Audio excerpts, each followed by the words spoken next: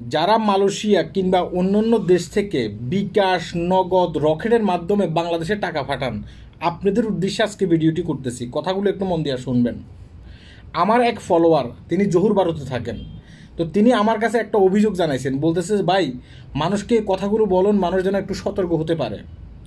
তিনি আমাকে একটা ফিক্সার পাঠাইছেন, যে লোকটা প্রতারক ছিল তার একটা ফিক্সার পাঠাইছে।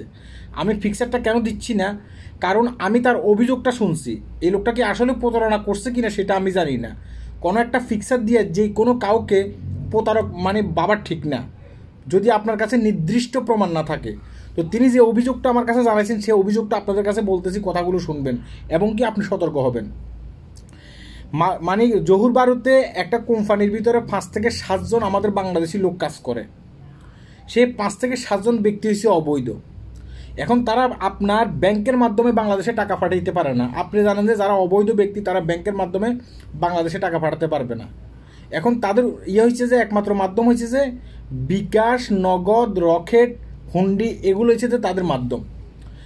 এখন ওই ফ্যাক্টরির সামনে একজন বাংলাদেশি ব্যক্তি, তিনি দীর্ঘদিন পর্যন্ত ব্যবসা করে থাকেন, মানে টুকটাক মুদি মালটালের ব্যবসা করেন এবং কি তার পাশাপাশি এই যে বিকাশ, নগদ এগুলোর ব্যবসা করে থাকেন। এখন মাস শেষ ওই লোকগুলো যে টাকাটা পায়, এই টাকাটা এই লোকটার মাধ্যমে বাংলাদেশে পাঠায় তাদের ফ্যামিলির কাছে। এই লোকটা দীর্ঘদিন পর্যন্ত ওদের টাকা পাঠিয়ে আসতেছে। এখন এই গত মাসের অ্যামাউন্ট একটু বেশি ছিল। একজনে দেখা যাচ্ছে 3,000-4,000 রিঙ্গিতের উপরে পাইছে। পাওয়ার পরে কি করছে, তারা একে একে লোকটার কাছে টাকা দিয়ে গেছে। আমরা আবার অনেক ক্ষেত্রে কি করি, আমরা ওই যে দোকানদারকে টাকা দিয়া ওই মুহূর্তে ওখানে বসে আমরা টাকাটা পাঠাই না, কারণ দীর্ঘদিনের একটা সুসম্পর্ক হয়ে যায়। এই কারণে আমরা কি করি, আমরা টাকাটা দিয়ে চলে যাই, ভাই আমার টাকাটা আমার দেশের বাড়িতে ফাটিয়ে দিয়েন। এখন ওই লোকটা কিন্তু ফাটিয়ে দেয় অনেক ক্ষেত্রে। আমি সব ব্যবসায়ীকে বলতেছি না, কিছু কিছু ব্যবসায়ীকে বলতেছি। এখন এই লোকটার কাছে যখন টাকাগুলো এনে দিয়ে গেছে প্রায় 10 থেকে 15,000 রিঙ্গিতের মতো, এই লোকটি কি করছে, এই সমস্ত টাকা নিয়ে দোকান বন্ধ টন্ধ করে চলে গেছে এখান থেকে। এই লোকটার আগে থেকে প্ল্যান ছিল এই লোকটা চলে যাবে, এই কারণে লোকটা চলে গেছে। লোকটা কারো কাছে বলেও যায়নি, এমনকি সবার টাকা মেরে দিয়ে চলে গেছে লোকটা।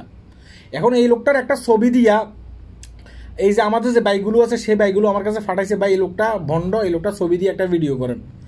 এখন আমি তো ওই লোকটা ছবি দিয়ে ভিডিও করতে পারি না। কেন পারি না, কারণ এটার প্রমাণটা কী, এবং যেই লোকগুলো আমার কাছে ছবিটা পাঠাইছে তারা তো মিথ্যাও বলতে পারে।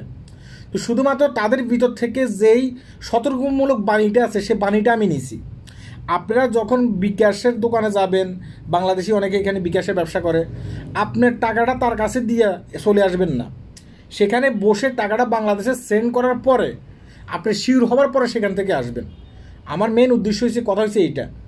নয়তোবা দেখা গেছে কি আপনিও প্রতারণার শিকার হতে পারেন। 1 থেকে 1.5 মাস কাজ করেন, কাজ করার পরে কিছু টাকা পান, সেখান থেকে কিছু টাকা নিজের খরচের লেগে রেখে বাকি টাকাটা আপনার ফ্যামিলির কাছে পাঠিয়ে দেন। এই লোকগুলো মানে সেম কাজটাই করছে, বাকি টাকাটা কি করছে তার ফ্যামিলির কাছে পাঠিয়ে দিছে, কিন্তু টাকাগুলো তো ফ্যামিলির লোক পায় নাই, উল্টা ওই যে বিকাশ দোকানদার বাটপার সে কিন্তু লয়ে গেছে।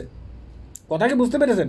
আগামীতে আপনি যখন বিকাশ, নগদের কাছে যাবেন, মানে দোকানদারের কাছে যাবেন, টাকা পাঠাবেন, সেখানে বসে টাকা ফাটিয়ে তারপরে আপনারা বাসায় ফিরবেন।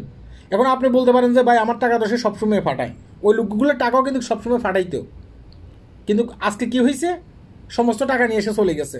10 থেকে 12,000 রিঙ্গিত শুধুমাত্র তাদের ফ্যাক্টরির ভিতরে। এখন তাদের ফ্যাক্টরির বাইরে আর কতজনের টাকা নিয়েছে তার তো কোনো গ্যারান্টি নেই। কথা কি বুঝতে পেরেছেন?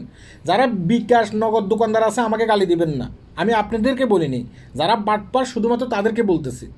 হ্যাঁ, তো আপনার টাকা আপনি দেশে পাঠাবেন, সুরক্ষাভাবে পাঠাবেন। অত কষ্ট করে টাকা ইনকাম করে রোদে, মানে দেখা গেছে ফুরে, হ্যাঁ তারা টাকা পাঠায়, রোদে ফুরে টাকা ইনকাম করে, সে টাকা তারা ইনকাম করে দেশে পাঠায়। যদি সেই টাকাটা এভাবে মার চলে যায় তাহলে তো কষ্ট লাগার মতো কথা, তাই না? আর আপনারা যে আমাকে মানে ছবিটা পাঠাইছেন, আমি আপনাদের উদ্দেশ্যে বলি ভাই, কাউকে এভাবে মানে একটা ছবি দিয়া তাকে মিথ্যে প্রমাণ করা যায় না। এমনও তো হতে পারে হয়তো আপনারাও আমার সাথে মিথ্যে বলতেছেন, মাইন্ড করেন না।